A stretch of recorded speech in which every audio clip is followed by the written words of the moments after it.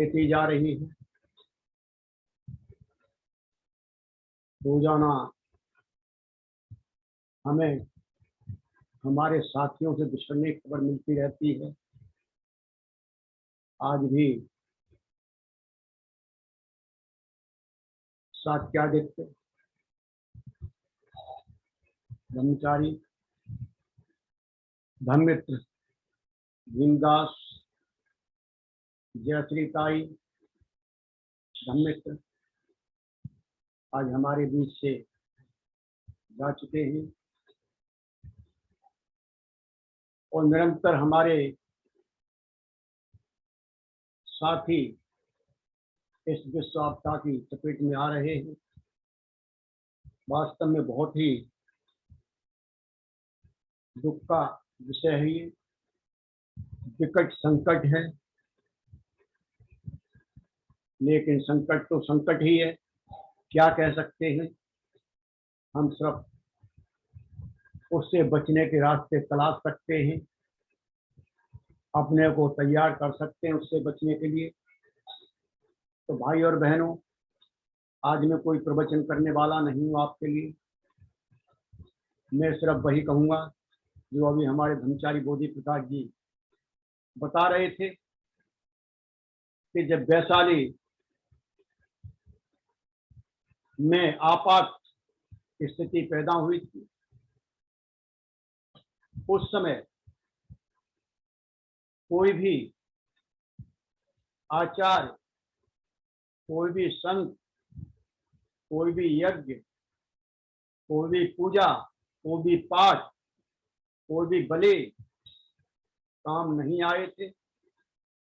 अंत में कोई राह नहीं दिखाई दी तो वैशाली वासियों ने सभा बुलाई और सभा बुला करके एक ही बात उनके मन में आई कि बुद्ध को बुलाया जाए, हो सकता है कि बुद्ध इस आपदा से हमको मुक्त करा सके। तो भाई और बहनों, आज हम बहुत श्रद्धा भाव से जिस सूत्र को पढ़ते हैं, वो सूत्र रतन सूत्र के नाम से प्रसिद्ध है। आप सभी जानते हैं अच्छी तरह से, मैं इसकी पाली नहीं बोलूंगा, सिर्फ जो है हिंदी आपको सुनाऊंगा। आज के समय में जो मैंने समझा है, तो इस सूत्र से अच्छा इस समय हमारे लिए कोई नहीं, क्योंकि यही सूत्र है जो अमनुष्यों, दुर्भिक्ष, रोग इत्यादि से हमको निकाल सकता है।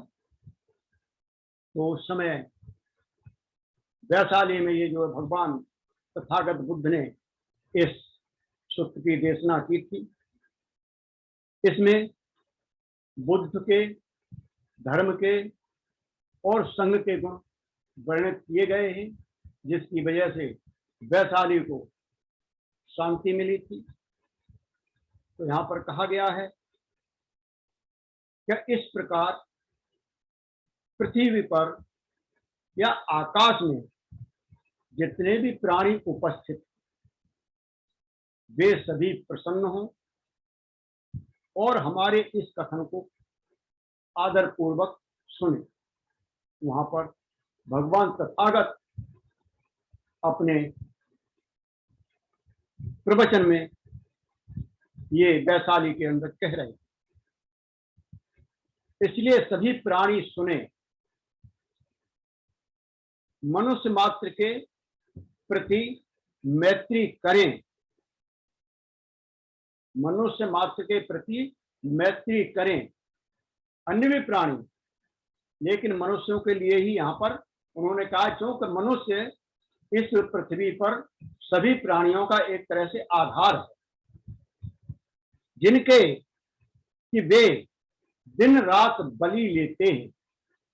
हर प्राणी पर कोई न कोई उपकार ये मानव करता ही रहता है, लेते हैं, और इसलिए अप्रमत्त होकर उनकी रक्षा करें। सारे प्राणियों से भगवान बुद्ध वहां पर कह रहे हैं पूरे प्राणी जगत से, चाहे वो दृश्य है, चाहे अदृश्य है, चाहे किसी भी प्रकार का है, क्योंकि हर प्राणी इस मानव के द्वारा जो है कहीं न कहीं किसी न किसी रूप में सहायता ले रहा है। इसलिए सभी प्राणी अप्रमत्त होकर के, आलस रहित होकर के, प्रमाद रहित होकर के उनकी रक्षा करें। इसमें आपके प्राणी जो आज विश्व आपदा में कोरोना नाम से जाना जाता है, वो भी एक प्राणी। इस लोक या परलोक में जो भी धन है अथवा स्वर्गों में जो उत्तम रत्न है, उनमें से कोई भी बुद्ध के समान श्रेष्ठ नहीं। वह भी बुद्ध में उत्तम रत्न है। इस सत्य वचन से कल्याण भगवान बुद्ध यहाँ पर कह रहे हैं कि जो इस लोक या परलोक में जितना भी संपत्ति है, धन है, या जहां भी सोचा जा सकता है, उस समय के हिसाब से कहा, आज भी हम स्वर्गों के फेर में पड़े हुए हैं। आज भी हमारे भारत के अंदर जहां अस्पताल बनने चाहिए थे, वहां पर मंदिर बनाए जा रहे हैं, स्वर्ग के द्वार खोले जा रहे हैं, भले ही हमारा वर्तमान नरक में चला जाए। इससे कोई भी मतलब नहीं है। उनको सद्बुद्धि दे। ऐसे भगवान बुद्ध के समान इस पृथ्वी पर कोई श्रेष्ठ नहीं। वो बुद्ध भी एक उत्तम रत्न है। बुद्ध कहते हैं अगर ऐसा सत्य है, ये वचन मेरा सत्य है, तो इससे सभी मानवों का कल्याण हो, सभी प्राणियों का कल्याण। जिस उत्तम अमृत, विराग और सभी दोषों के नाशक ऐसे निर्वाण की को एकाग्र होकर शाक्य मुनि ने प्राप्त किया है, उस धर्म के समान दूसरा कुछ श्रेष्ठ नहीं है। यह भी धर्म में एक उत्तम रत्न है। इस सत्य वचन से सभी का कल्याण हो। भगवान बुद्ध यहाँ पर कह रहे हैं अमृत, जिसमें अमृत जहां जीवन है, मृत है ही नहीं, मरण है ही नहीं, जहां राग है ही नहीं, विराग है, और सभी दोषों का नाशक ऐसा निर्वाण है। दोष क्या है? आपको अभी हमारे वरिष्ठ ब्रह्मचारी विमल सिद्धि जी ने पढ़ाया था 6 मूल क्लेश जो दोष हैं। और फिर सबसे बड़ा ये है कि हम जो है लोभ द्वेष अज्ञान के अंदर फंसे रहते हैं। ये सबसे बड़े दोष हैं हमारे। इनका शांत होना, तृष्णा रहित होना, एकाग्र चित्त होकर के भगवान बुद्ध ने निर्वाण को प्राप्त किया है। जिस मार्ग पर चल करके उस निर्वाण को प्राप्त किया है, उस मार्ग के अलावा कोई दूसरा श्रेष्ठ मार्ग नहीं है। ये भी मार्ग एक रत्न है। इस सत्य वचन से मानव का कल्याण। परम श्रेष्ठ भगवान बुद्ध ने जिस पवित्र समाधि के लिए समाधि की तत्काल फलदायी बताया, उस समाधि के समान दूसरा श्रेष्ठ नहीं है। यह भी धर्म में उत्तम रत्न है। इस सत्य वचन से कल्याण। आप देख सकते हैं, हम जो है दिल्ली केंद्र 22 जून से लगातार आपको ध्यान का लाभ करवा रहा है, ध्यान पढ़ा रहा है और सीख भी रहा है। भगवान बुद्ध यहाँ पर कहते हैं कि जिस पवित्र समाधि को, समाधि तत्काल फलदायी है, समाधि तत्काल फलदायी है। आपको कितना भी क्रोध आ रहा हो, आंख बंद करके पल भर के लिए बैठ जाइए, आपका क्रोध तुरंत शांत हो जाएगा। तो ऐसी फलदायी समाप्ति समाधि के समान दूसरा कोई उसके समान श्रेष्ठ नहीं है। वो इस जगत में श्रेष्ठ है, यह भी धर्म में उत्तम है। इस सत्य वचन से सभी मानव जाति का कल्याण। जो बुद्धों द्वारा प्रशंसित 8 प्रकार के व्यक्ति हैं, इनमें से 4 जोड़े होते हैं। वे बुद्ध के शिष्य दक्षिणा देने योग्य हैं। इन्हें दान देने से महाफल होता है। यह भी संघ में उत्तम रत्न है। इस सत्य वचन से मानव का कल्याण। यहाँ पर भगवान बुद्ध बता रहे हैं कि भगवान बुद्ध के संघ के अंदर जब हम कहते हैं कि सुपटिपन्नो भगवतो सावक संघ, पहला जोड़ा श्रोतापन्न जिसको कहते हैं, वो अच्छे मार्ग पर स्थित हो गया है। और मार्ग पर कब स्थित होगा? जब उसकी 3 बंधन टूट जाएंगे, तब मार्ग पर वो स्थित होगा। तो ऐसा व्यक्ति जो मार्ग पर स्थित हो गया और मार्गदर्शी तो है ही, साथ में उसका फल प्राप्त कर रहा है, तो इस प्रकार से 2 हो गए। उसी प्रकार से श्रोतापन, दूसरा उजपटपन्नो भगवतो सावक संगो सत्यदागामी, तीसरा न्यायपटपन्नो भगवतो सावक संगो अनागामी, और चौथा सामीचपटपन्नो भगवतो सावक संगो अरहत। ये 4 जोड़े, ये जो है, यही जो है दक्षिणा देने योग्य हैं, यही जो है सम्मान करने योग्य है इस जगत के अंदर, अन्य कोई नहीं है। इन्हें दान देने से बहुत ही महाफल होता है, जिसकी कोई सीमा नहीं होती। यह भी संघ में ये चारों जो है उत्तम रत्न हैं। इनको रत्न कहा गया है। इन 8 व्यक्तियों को रत्न कहा गया है।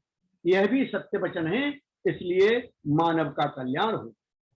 जो गौतम बुद्ध के शासन में तृष्णा रहित हो, दृढ़ मन से संलग्न है, वे प्रातव्य को प्राप्त कर अमृत में बैठ श्रेष्ठ को पा विमुक्ति रस का आस्वादन करते हैं। यह भी संघ में उत्तम रत्न है। इस सत्य वचन से कल्याण हो। भाई और बहनों, जो गौतम बुद्ध के शासन में, उनकी शिक्षाओं में जो विश्वास करता है, उनकी शिक्षाओं के अंदर जो चल रहा है, उनका आचरण कर रहा है, तृष्णा रहित हो रहा है और दृढ़ मन से, दृढ़ संकल्प से वो जो है उसमें लगा हुआ है, प्रातव्य को प्राप्त करता है और श्रेष्ठत्व को पाकर के विमुक्ति का रस को पीता है, उसका रसास्वादन करता है, यह भी संघ में श्रेष्ठ है। इस वचन से मानव का कल्याण हो, मानव को शांति मिले, उसका हित, उसका मंगल। जैसे भूमि में पड़ी इंद्रकील चारों ओर से हवा को भी कंपती नहीं है, वैसे ही सत्पुरुष को कहता हूं कि जो आर्य सत्यों को भली प्रकार ज्ञान पूर्वक दर्शन करता है, यह भी संघ में उत्तम रत्न है। इस सत्य वचन से कल्याण।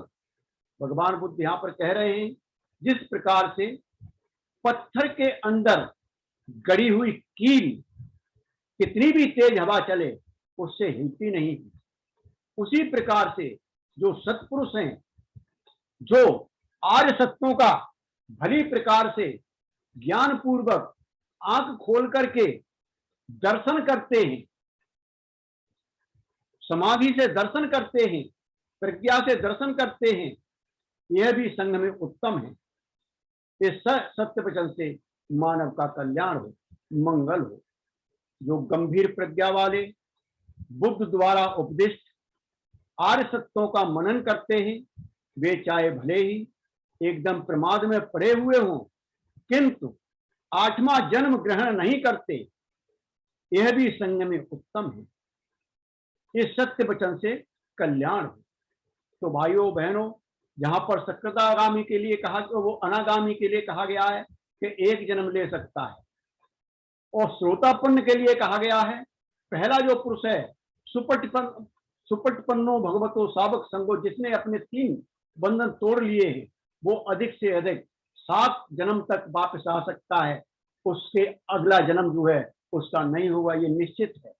उसी में हमारे बाबा साहब समाहित, जो गंभीर दर्शन प्राप्ति के साथ ही साथ उसके 3 बंधन टूट जाते हैं, सत्कार दृष्टि, विचिक्षा, शीलव्रत परामर्श अथवा अन्य जो कोई छुपी बंधन हो, वह उन 4 अपायों से मुक्त हो जाता है। 6 घोर पाप कर्मों का कभी आचरण नहीं करता, यह भी संग में उत्तम रत्न है। इस सत्य वचन से कल्याण हो। भले ही वह शरीर, वचन अथवा मन से पाप कर्म करता है, किंतु यह उसे कभी छिपा नहीं सकता, क्योंकि निर्वाणदर्शी को छिपाने में असमर्थ कहा गया है। अगर वो कुछ अकुशल कर्म करता भी है, लेकिन वो छिपाता नहीं। अगर उससे हो भी जाता है अनजाने में, शरीर से, वचन से या मन से, तो भी वो छिपाता नहीं। कहाँ कह देता है? अपने आचार्यों के समक्ष, अपने गुरुओं के समक्ष, अपने उपाध्यायों के समक्ष, अपने कल्याण मित्रों के समक्ष वो खोल के रख देता है। इसलिए वो निर्माणदर्शी छिपाने में असमर्थ कहा गया है। वो निर्माणदर्शी निर्माण प्राप्त कर सकता है, लेकिन वो छिपाने में असमर्थ ही रहेगा। कोई भी काम करेगा वो एकदम खोल देगा। यह भी संग में एक उत्तम रत्न है।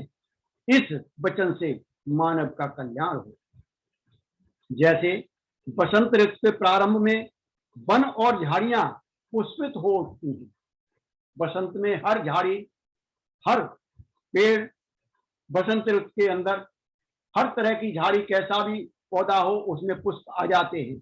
वैसे ही श्रेष्ठ धर्म का उपदेश भगवान बुद्ध ने दिया, जो निर्वाण की ओर ले जाने वाला था और परम हितकारी है। यह भी संग में उत्तम रत्न है। इस सत्य वचन से कल्याण हो। भगवान बुद्ध का जो दर्शन है, भगवान बुद्ध के जो उपदेश हैं, भगवान बुद्ध की जो शिक्षा है, वो हमेशा निर्वाण की ओर ले जाने वाली है, विमुक्ति की ओर ले जाने वाली है। कैसी भी शिक्षा उन्होंने दी है, और वो जो है परम हितकारी है। यह भी संघ का एक रत्न है। इस कल्याण, इस वचन से, इस सत्य वचन से जो है मानव का कल्याण। श्रेष्ठ निर्माण के दाता, श्रेष्ठ धर्म के ज्ञाता, श्रेष्ठ मार्ग के निर्देशक, श्रेष्ठ लोकोत्तर बुद्ध ने उत्तम धर्म का उपदेश दिया है। यह भी बुद्ध संघ में उत्तम रत्न है। इस सत्य वचन से कल्याण हो। तो निर्वाण के दाता भगवान बुद्ध से पहले कोई नहीं हुए, भगवान बुद्ध के बाद में भी कोई नहीं हुए।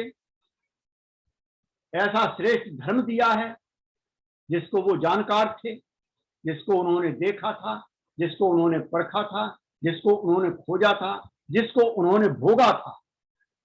श्रेष्ठ मार्ग के निर्देशक हैं वो, उस मार्ग को बताने वाले हैं। और ऐसे लोकोत्तर बुद्ध उत्तम मार्ग का उन्होंने उपदेश दिया है, जिसकी वजह से मानव जो का कल्याण हो सकता है, मानव का उद्धार हो सकता है। यह भी संघ में जो है उत्तम रत्न है।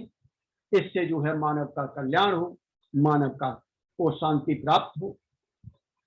सारा पुराना कर्म क्षीण हो गया, सारा पुराना कर्म क्षीण हो गया, नया उत्पन्न नहीं होगा। उनका चित्त पुनर्जन्म से विरक्त हो गया है। वे क्षीण बीज हो गए हैं, उनकी तृष्णा समाप्त हो गई है। वे इस प्रदीप के समान निर्वाण को प्राप्त हो जाते हैं। यह भी संघ में उत्तम रत्न है। इस सत्य वचन से कल्याण हो। उनका पुराना जो कर्म था, अतीत का किया हुआ, वो उनका खत्म हो चुका है, क्षीण हो चुका है, समाप्त हो चुका है। और नया वो उत्पन्न नहीं होने दे रहे, उनका नया उत्पन्न नहीं होता है, वे विमुक्त हो गए हैं। उनका चित्त जो है पुनर्जन्म से विमुक्त हो गया है, विरक्त हो गया है, अब उनका जन्म संभव नहीं है। वो जहां थे वहीं पर रुक गए, वो अपने मन को इधर उधर नहीं जाने देते। उनके जो उत्पत्ति के बीज थे, लोभ द्वेष अज्ञान, वो समाप्त हो चुके हैं। उनकी तृष्णा पूरी तरह से समाप्त हो चुकी है, चाहत उनकी है ही नहीं। आप देख सकते हैं भगवान बुद्ध के जीवन को, जब से उन्होंने बुद्धत्व लाभ किया था और 80 साल के तकरीबन 45 साल तक उन्होंने इस भूमि पर विचरण किया, किसी चीज की उनकी आसक्ति नहीं थी, किसी चीज में भी आसक्ति नहीं थी, किसी भी व्यक्ति में आसक्ति नहीं थी, उनकी कहीं भी आसक्ति नहीं थी। पूरे उनके जीवन को आप देख सकते हैं। तो उनकी जो है तृष्णा पूरी तरह से समाप्त हो गई है, उनके बीज जो क्षीण हो गए हैं। वे इस प्रदीप के समान निर्वाण को प्राप्त हुए। जिस प्रकार से दीपक दीप होता है, प्रकाश फैलाता है, इसी प्रकार से वो जो निर्वाण को प्राप्त हो गए हैं। यह भी एक संघ का बहुत बड़ा जो है रत्न है, बहुत उत्तम रत्न है। इस सत्य वचन से मानव का कल्याण हो, मानव शांति को प्राप्त हो, मानव का मंगल हो, मानव का इस समय इस पृथ्वी पर या आकाश में जितने भी प्राणी उपस्थित हैं, इस समय इस पृथ्वी पर या आकाश में जितने भी प्राणी उपस्थित हैं, तथागत उन सभी देव और मनुष्यों से पूजित हैं। हम बुद्ध को नमस्कार करते हैं, कल्याण हो। भाई और बहनों, बहुत ही बड़ी चीज है ये, बहुत ही समझने की चीज है, अंदर जाने की चीज है कि इस समय पृथ्वी पर जितने भी प्राणी और आकाश में, पृथ्वी पर पानी के अंदर, आकाश में जितने भी प्राणी उपस्थित हैं, तथागत भगवान बुद्ध उन सभी से पूजित हैं। चाहे वो देव हो या मनुष्य हो, चाहे कोई भी प्राणी हो, सभी जो है बुद्ध को पूजते हैं। हम बुद्ध को नमस्कार करते हैं, ऐसे बुद्ध को हम नमन करते हैं, ऐसे बुद्ध की हम शरण जाते हैं। इससे इन वचनों से हमारा कल्याण हो, मानव का कल्याण हो। इस समय पृथ्वी पर या आकाश में जितने भी प्राणी उपस्थित हैं, तथागत उन सभी देव मनुष्यों से पूजित हैं। हम उनके द्वारा स्थापित धर्म को नमस्कार करते हैं, हम उनके द्वारा स्थापित धर्म को नमन करते हैं, उनके धर्म को शरण जाते हैं। इससे भी हमारा कल्याण हो, हमारा कल्याण हो, हमारा मंगल हो, हमारा मंगल हो। इस समय इस पृथ्वी पर, इस आकाश में जितने भी प्राणी हैं, उपस्थित हैं, वे सभी तथागत बुद्ध का अभिवादन करते हैं, सभी मनुष्यों और देव से पूजित हैं। हम उस संघ को जो भगवान बुद्ध ने स्थापित किया है, उस संघ को नमस्कार करते हैं, उस संघ को नमन करते हैं, उस संघ की शरण ग्रहण करते हैं। इससे भी हमारा कल्याण हो, मानव का कल्याण हो, मानव का कल्याण हो और उसका मंगल हो। तो इस प्रकार से भाई और बहनों, भगवान बुद्ध ने ये सूत्र जो है रतन सूत्र के नाम से हमारे ग्रंथों में आता है। ये वैशाली में जब आपदा आई थी, आज भी वही आपदा है जिसकी वजह से आज जो है दुनिया पीड़ित है। तो इस बुद्ध धम्म और संघ की कृपा से उनका कल्याण हो, सभी प्राणियों का कल्याण हो, ऐसा कुछ कहा गया है। भाई और बहनों, आज का जो ध्यान है आपका मेत्ता भावना ध्यान है, क्योंकि आज सबसे ज्यादा इस जगत को अगर जरूरत है तो मेत्ता की जरूरत। तो आज हम पुनः मेत्ता ध्यान का श्राप करेंगे, क्योंकि इसकी बहुत ही जरूरत है। हम मेत्ता ध्यान को 5 पारियों में लेते हैं। पहली पारी में हम स्वयं के लिए लेते हैं, क्योंकि अगर इस संसार में कोई प्यारा है, कोई प्रिय है, तो मुझे अपने से ज्यादा प्यारा कोई नहीं है। इसलिए सबसे पहले हम स्वयं को लेते हैं। दूसरी पारी में अपने प्रियजन को लेते हैं। मित्र हो सकता है, महिला के लिए महिला हो सकती है, पुरुष के लिए पुरुष होगा, लेकिन इसमें कोई भी मृत नहीं होगा, ये ध्यान रखें। दूसरी पारी में हम अपने प्रियजन को ले सकते हैं। तीसरी पारी में हम तटस्थ व्यक्ति को लेते हैं, उससे हम मित्रता साधते हैं, उसके लिए हम जो है कल्याण की भावना विकसित करते हैं, उसके लिए हम जो है अच्छी भावनाएं अपने अंदर विकसित करते हैं। चौथी पारी में जिससे हमारी अनबन रहती है, जिससे हम बोलते नहीं हैं, जिसको देखने से हमारे मन के अंदर द्वेष पैदा होता है, क्रोध आता है, ईर्ष्या पैदा होती है, जलन पैदा होती है, ऐसे व्यक्ति को लेते हैं। उस व्यक्ति के प्रति हम जो है अपने मन में से घृणा का भाव निकालते हैं, ईर्ष्या का भाव निकालते हैं, क्रोध को कम करते हैं, द्वेष का भाव का शमन करते हैं। उसके लिए भी हम कल्याण वाक्यों का उच्चारण करते हैं और कोशिश करते हैं उसके बाद कि हम उससे मिलें या हम उससे वार्तालाप साधें।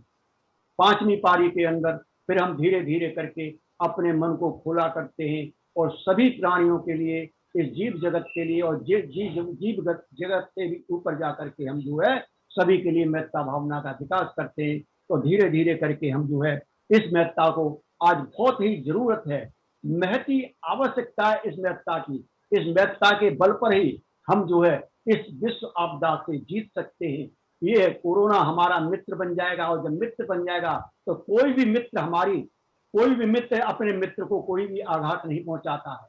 तो ये कोरोना का जो वायरस है वो भी हमारा मित्र बन करके हमारा भलाई करेगा, हमारी मित्रता को स्वीकार करेगा। एक बार स्वीकार कर लिया तो फिर हमारा हित करेगा, हमारा कल्याण करेगा। इस प्रकार से हम जो है सभी प्राणियों से अपनी मित्रता को प्रकाशित करेंगे। तो भाई और बहनों, आपने थोड़ी सी बातें मेरी सुनी है, ये मेरी कुछ नहीं, ये सब बुद्ध की बातें हैं जो मैंने आज आपको बताया है। आपने बड़े मनोयोग से सुना, बड़े शांति से सुना। आप सभी का बहुत बहुत साधुवाद।